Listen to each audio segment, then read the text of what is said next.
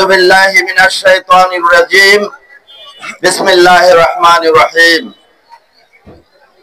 আজকের এই বিক্ষোভ সমাবেশের সম্মানিত সভাপতি, ২৫০০ দক্ষিণ থানার আমির জনাব হাদিউল ইসলাম, উপস্থিত নারায়ণগঞ্জ জেলার শুরা ও কর্ম পরিষদ সদস্য তারবিয়াত সেক্রেটারি জনাব মাসুদুর রহমান গিয়াস ভাই, ইঞ্জিনিয়ার বাকি ভাই সহ অন্যান্য নেতৃবৃন্দ এবং উপস্থিতি সাংবাদিক ভাইরা, আসসালামু আলাইকুম ওয়া রাহমাতুল্লাহি ওয়া বারাকাতুহু।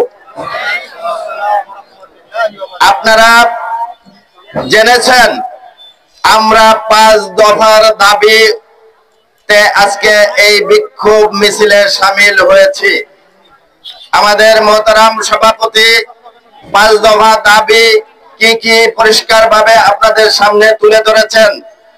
আপনারা জানেন ১৯৭১ সনের পূর্বে পাকিস্তান স্বৈরাচারের বিরুদ্ধে সশস্ত্র যুদ্ধের মাধ্যমে লাখো শহীদের বিনিময়ে অর্জিত এই বাংলাদেশে যে সরকার গঠিত হয়েছিল তারা স্বৈরাচারের প্রমাণ রেখে গিয়েছিল এবং এইভাবে যতটি সরকার এসেছিল নির্বাচনের মাধ্যমে কখনো কখনো প্রহসন হয়েছে। ওই সরকারগুলোর মধ্যে বিরোধী মত দলনের জন্য তারা বহু লোককে প্রাণ দিতে হয়েছে। আমরা কি চাই আবারও ৭১-এর সেই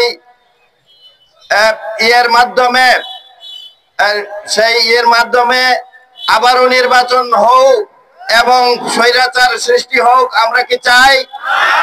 আমরা চাই ২০২৪-এর সেই জুলাই আগস্টের যে বিপ্লব হয়েছিল সেই বিপ্লবের সনদের মাধ্যমে আগামী নির্বাচন হতে হবে ইনশাআল্লাহ।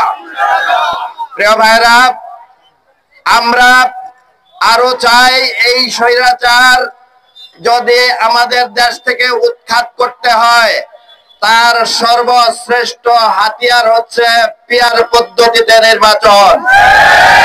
পিয়ার পদ্ধতিতে নির্বাচন হলে এই দেশে যেমন আগামী দিনে স্বৈরাচার হবে না কখনো, সঙ্গে সঙ্গে এই দেশ উন্নয়নের সোপানে পরিণত হবে ইনশাআল্লাহ। কোন চোর সৃষ্টি হবে না।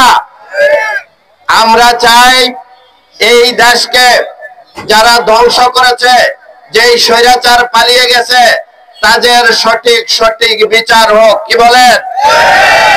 এরপরে আমরা যেটা চাই, এই দেশে যারা এই স্বৈরাচার সৃষ্টির সবচেয়ে বড় হাতিয়ার সেই জাতীয় পার্টি এবং ১৪ দল নামে গণশত্রু, এদেরকে অবশ্যই নিষিদ্ধ করতে হবে। আর এই দেশে অতীতে যেই নির্বাচন হয়েছে, অন্ধকারে রাতে নির্বাচন হয়েছে, দামি নির্বাচন হয়েছে, সূক্ষ্ম কারচুপি, স্থূল কারচুপি যা নির্বাচন হয়েছে, আমরা আর সেই ধরনের নির্বাচন দেখতে চাই না। আমরা চাই লেভেল প্লেইং ফিল্ড তৈরি হবে, তারপরে নির্বাচনে যাবে। এটা হলো জাতির আকাঙ্ক্ষা।